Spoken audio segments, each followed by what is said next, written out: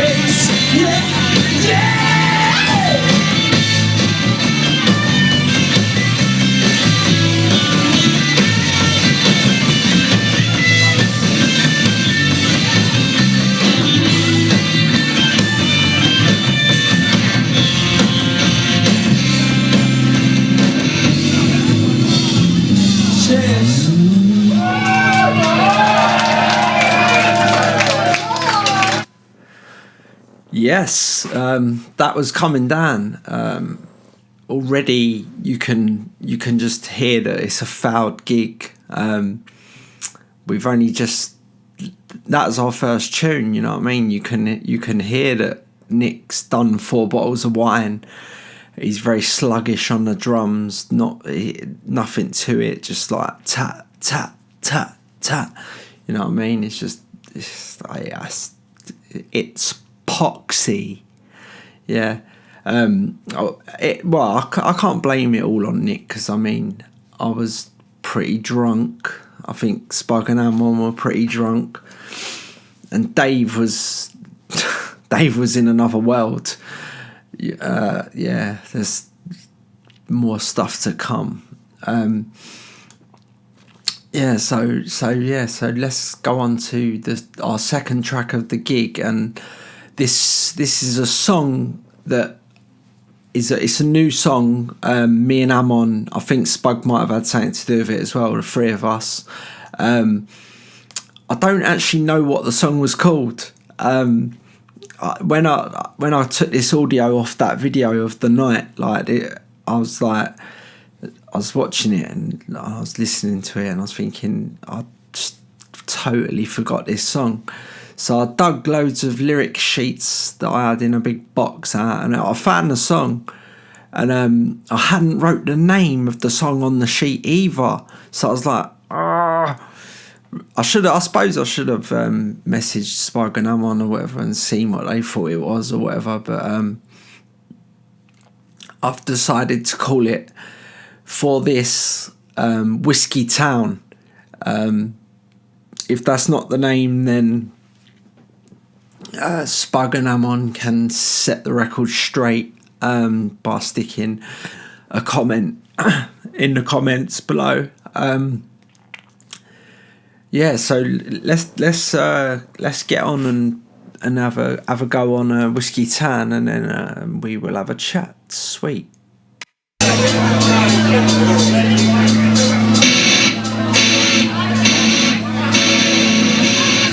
Yeah, this one's a new tune. This one's for all the fucking Londoners. What's happening?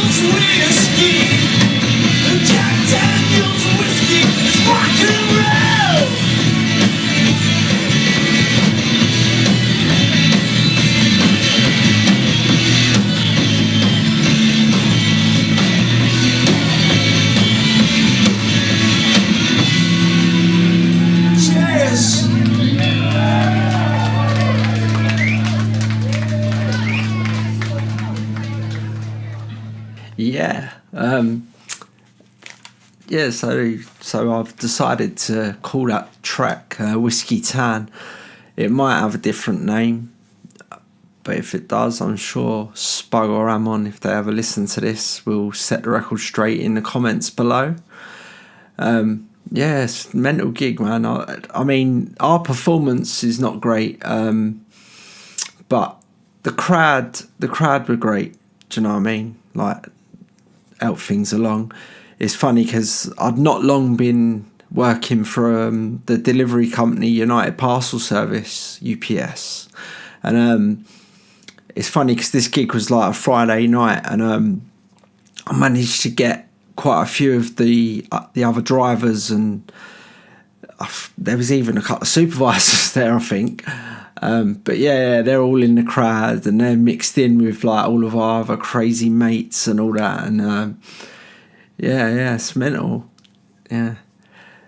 So the next track that comes up in the gig is a song called "Mum's the Word" that I wrote. I don't know when I wrote it. It'd have been around, yeah, it was just after The Voice had split and just like before this had kicked off, I suppose. It's like a tune, like something to do with keeping secrets. Yeah. All right, let's have a listen to this next one, and yeah, sweet. Where's the fucking string gone? Who's got a guitar? Who's been in one of the bands? Where's string gone? Where's string gone?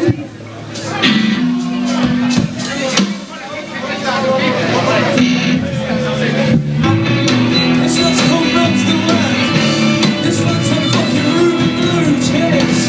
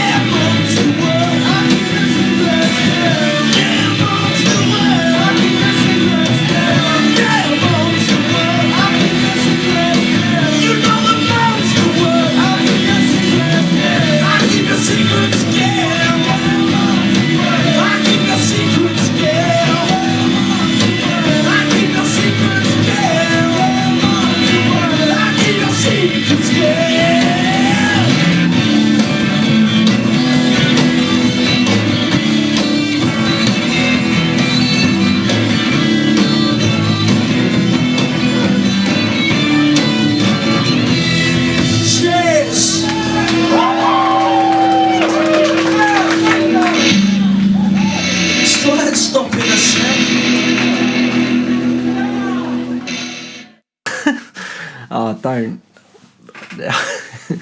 This is just fucking nuts. At the beginning of that tune, you could hear that Amon had broken a string on the old guitar, and it was so funny, like, because you can imagine, like, this room is packed full of our crazy friends, yeah, and then obviously you've got, like, I don't know, like, because we was headlining, so, and there was about 3 other bands playing, but they was all still in the room, like, with their couple of mates or whatever, because, like, Kentish Town was like our home venue, if you like. It was like just down the road from where we all grew up, you know what I mean? Like, it's crazy. But yeah, so Amon starts saying that to the crowd, like, who's got the other bands, like, give me one of your guitars, like, and I was just like, oh, this is a nightmare. And then miraculously, out of nowhere, some fella just like pops up at the side of the stage, like, and he's like looking at Amon, and he's like got an Epiphone Sheraton or Casino or 335.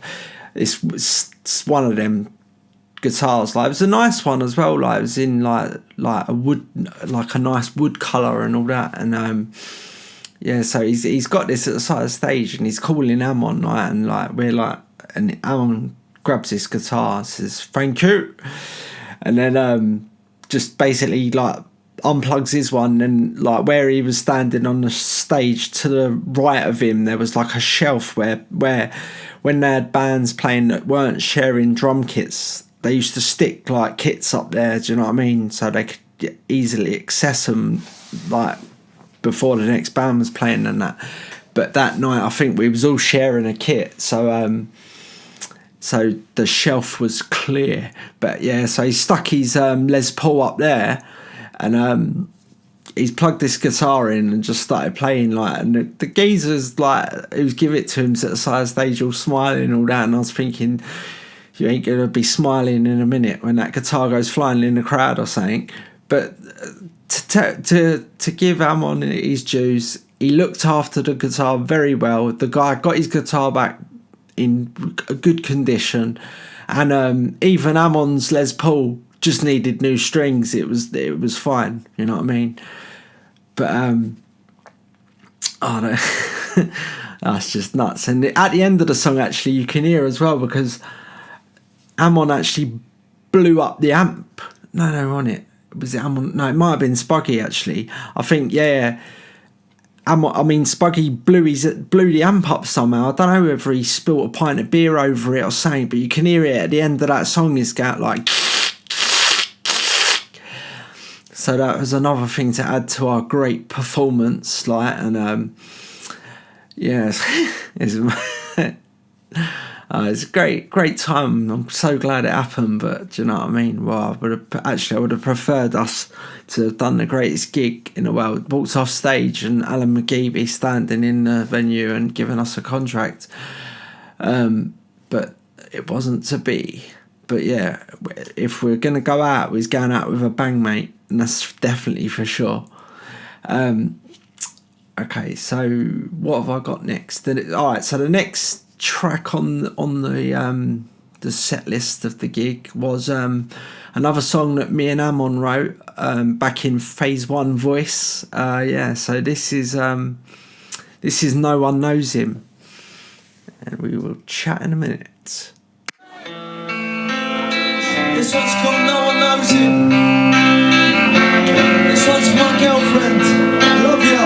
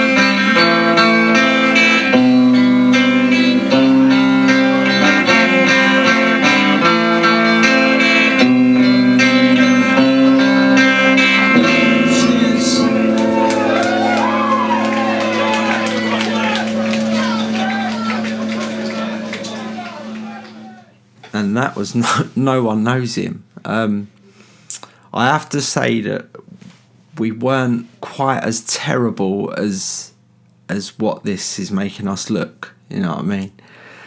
Yeah. So yeah, that was No One Knows Him, another tune that me and Amon wrote together back in phase 1 voice days. Mad. Yeah. I mean, the crowd were pretty good on the night. You know what I mean? Give us quite a lot of encouragement. Could have done with a bit more, maybe. We should have maybe have locked the drummer in a cupboard or something and let him out just before he's going on stage. You know what I mean? But yeah, no one knows it. All right. So next on the list is Blinded by the Way, the tune that I wrote with a guy called Fernando just before, it's in like phase 4 voice, if you like, when me and Spug and Matt were trying to save the voice, and yeah, it just didn't get saved. But yeah, this is the Fever Dogs playing Blinded by the Way, minus Fernando. Yeah, but let's let's have a listen and see how this one, how this one ended up, eh? Now this one's called Blinded by the Way. This one's for Franklin. We all love Franklin!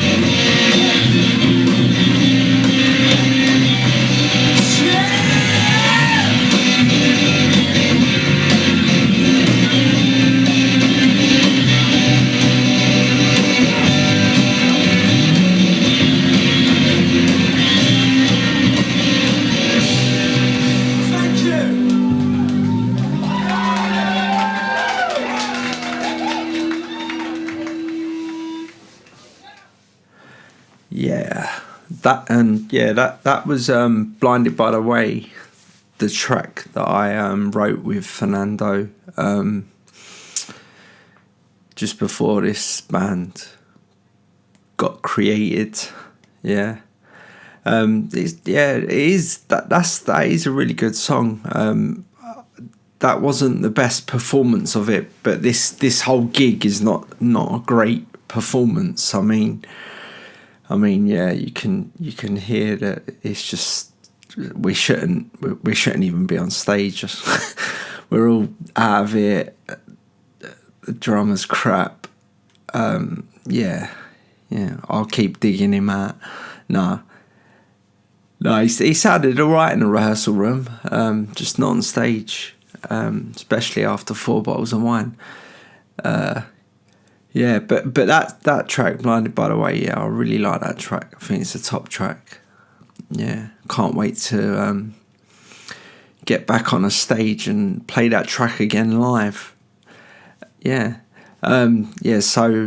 the gig goes on. The crowd was loving it. They was just all getting out of their nuts in this room, scaring fans of other bands. That's got to be a song in it. Fans of other bands, stealing fans. Well, we weren't doing that, that's for sure. So the gig went on.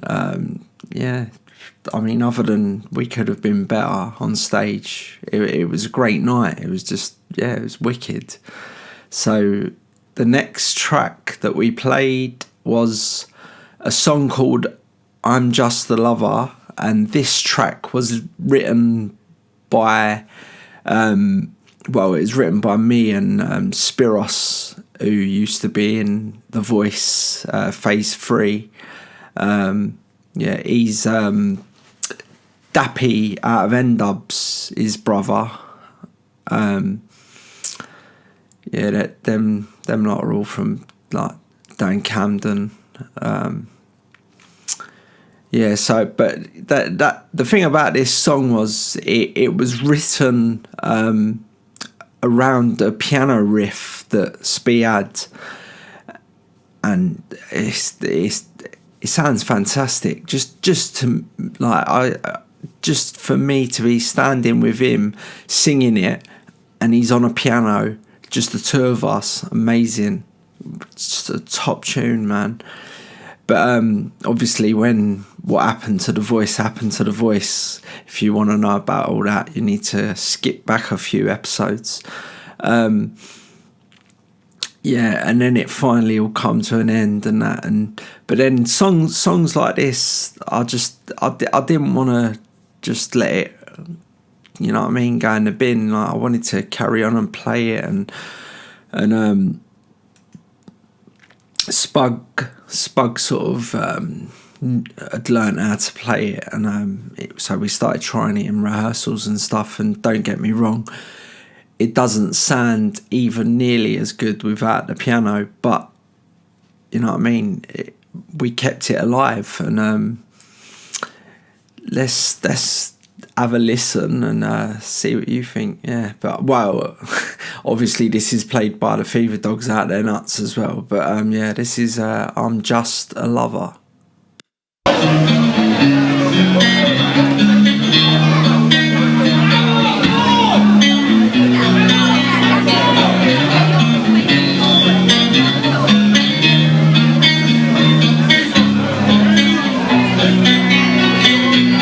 Is there a love sweeter than mine? Is there a love I could take? Is there a love sweeter than mine? Is there a love I could take? Yeah.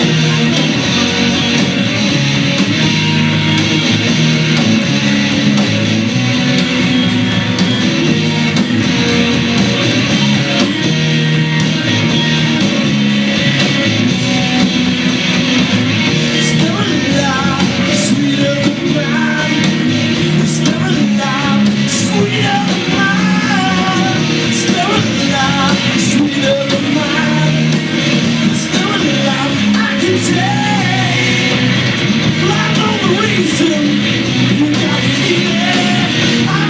reason, yeah. I know the reason. You got to feel it. I know the reason, yeah.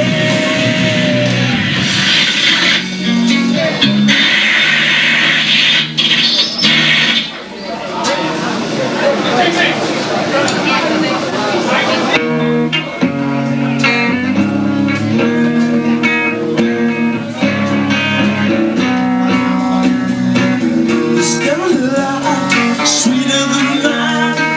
There's never a lot I could say. There's never a lot sweeter than mine. There's never a lot I could say. But I know the reason. You got to feel it. I know the reason, yeah. I know the reason. You got to feel it. Know the reason, yeah.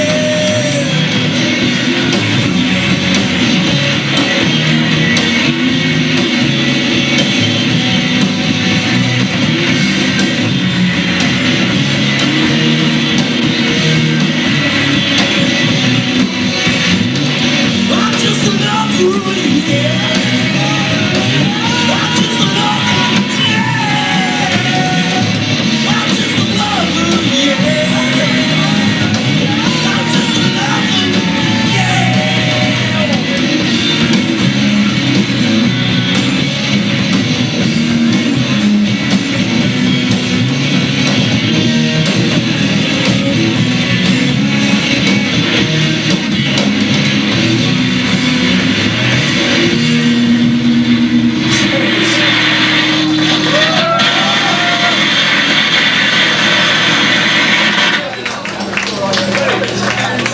Everything else can go wrong, I don't know what. Yeah. If anything else could go wrong, I don't know what. Yeah, so I mean that was I'm Just a Lover. These songs are good songs, I promise. They're just not being played very well at the moment, and I don't know who had the old amp trouble there, whether it was Amon or Spug.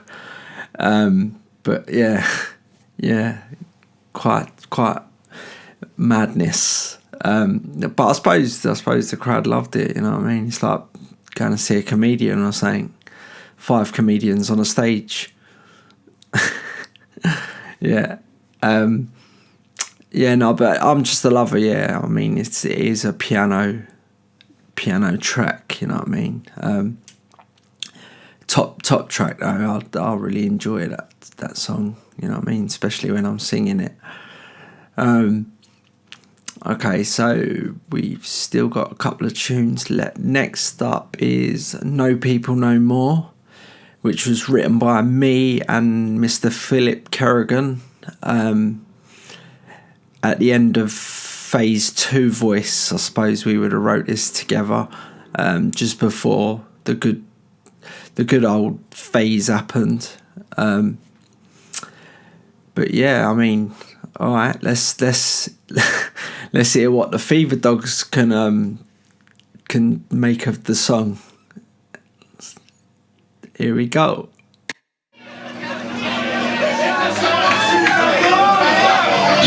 Who likes man boobs?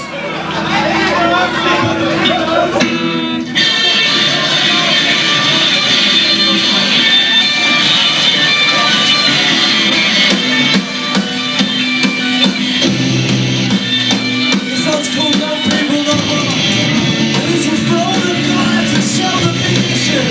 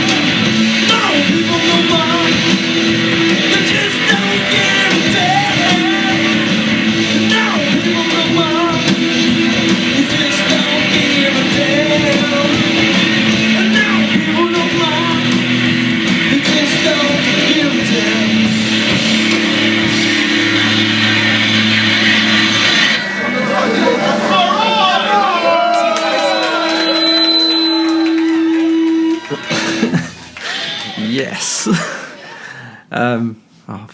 This is nuts, isn't it? So Amon done a very nice introduction to the song and decided to take his upper clothes off and show everyone his man boobs. It was quite funny, actually. I'll give it to him. Yeah. So we went into No People No More and kept up what was happening the whole gig and played the song atrociously. It was just mad, man. It's just like this band before we started gigging, I had like high hopes, and we just had them chopped off. And it was mad because if you saw the video, you'd even be laughing even more because there was some strange looking people in the crowd.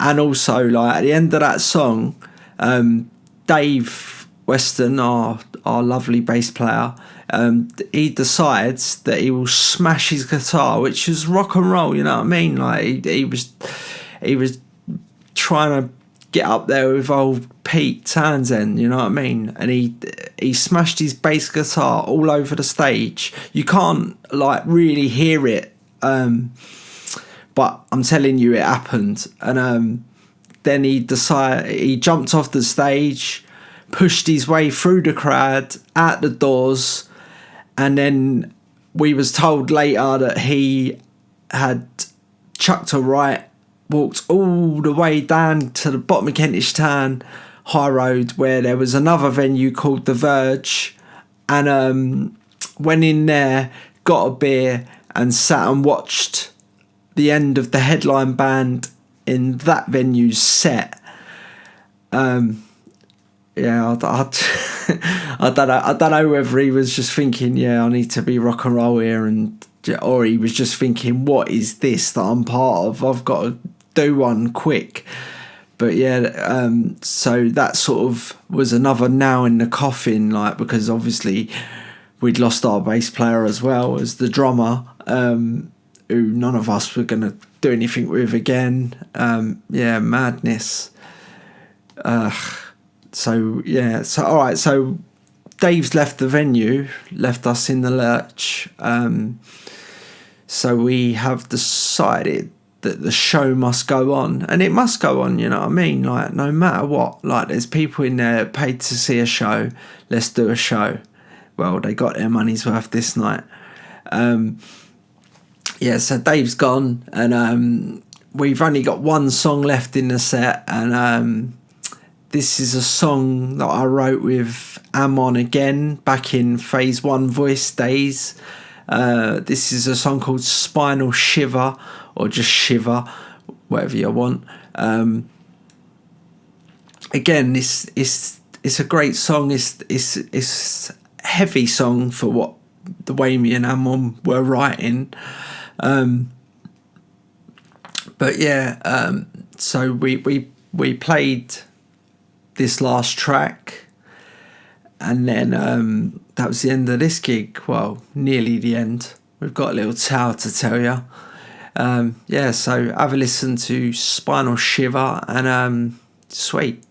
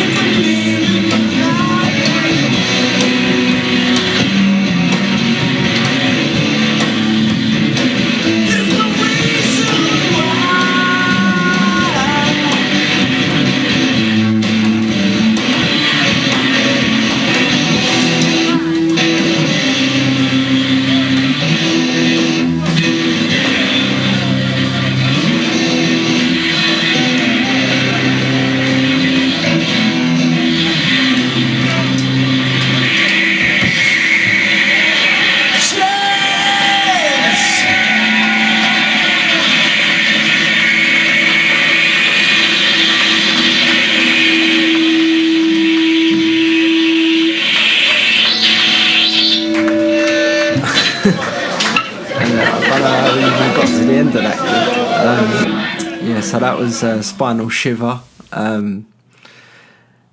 Mental. I just don't even ask me how it went so badly. But yeah, sadly that was the end of the Fever Dogs. Our third gig, I can't even remember where the other two gigs were played. I think one was in Camden and the other one might have been at the Standard in Walthamstow. But yeah, it's mad, isn't it? Yeah. Yeah, okay, well, don't go anywhere because we've still got a CHAP TAIL for you. But nice one, and yeah, can't wait for next month when we get stuck into the tally. All right, sweet.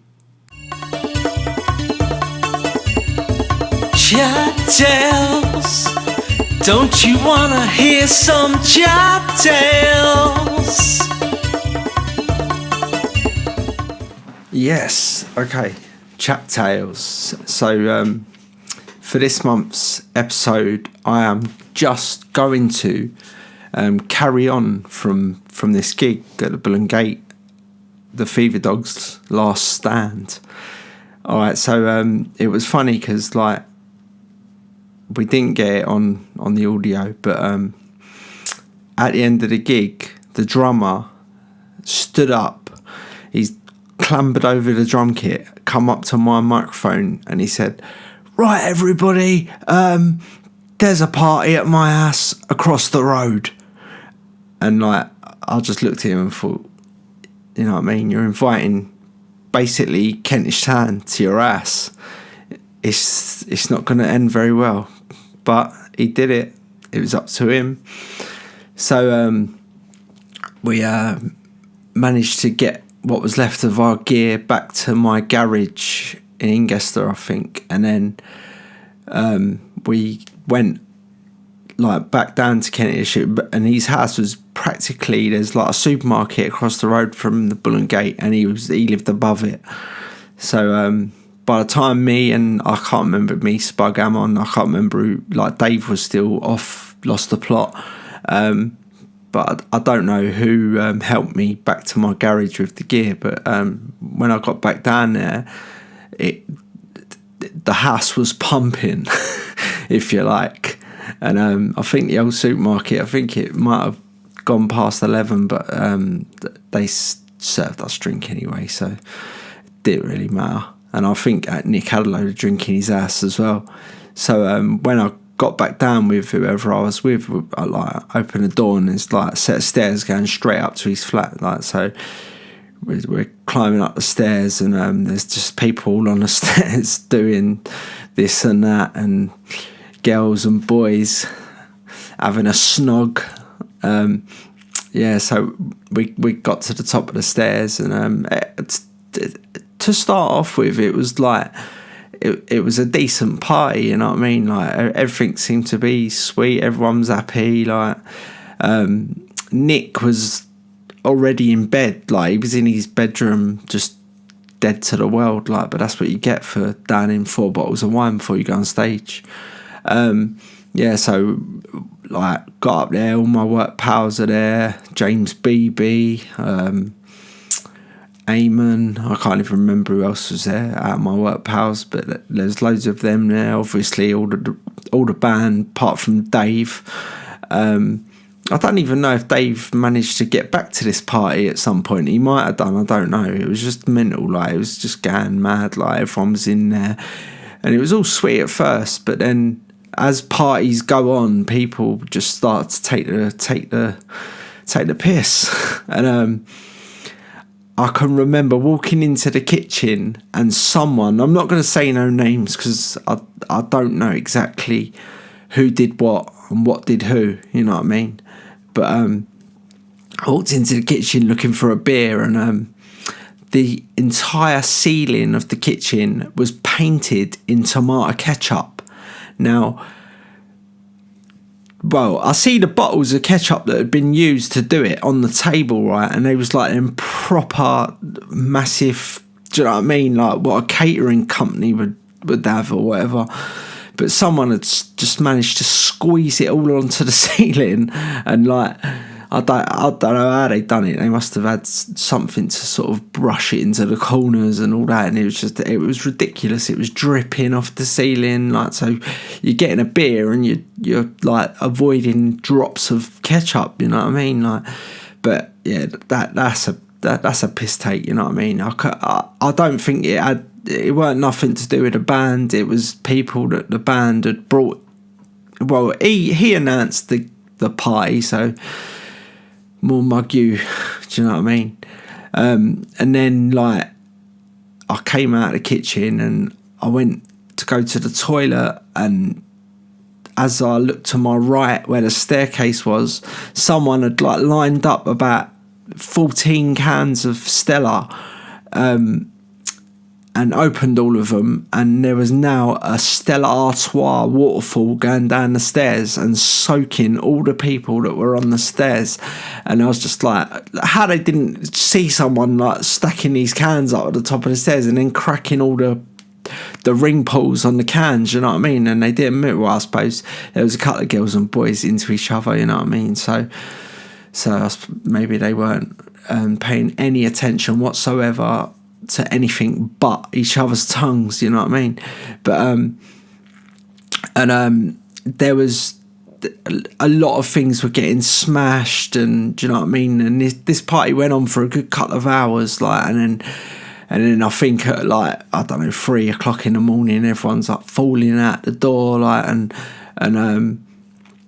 yeah, to tell you the truth, my work pals were like, as we was leaving and that, they was like saying who they thought had done what to the house and that, and that they was quite angry about it. They saying, oh, they take the piss, and I was just like, yeah, just don't get involved, mate. It probably won't be worth it, you know what I mean?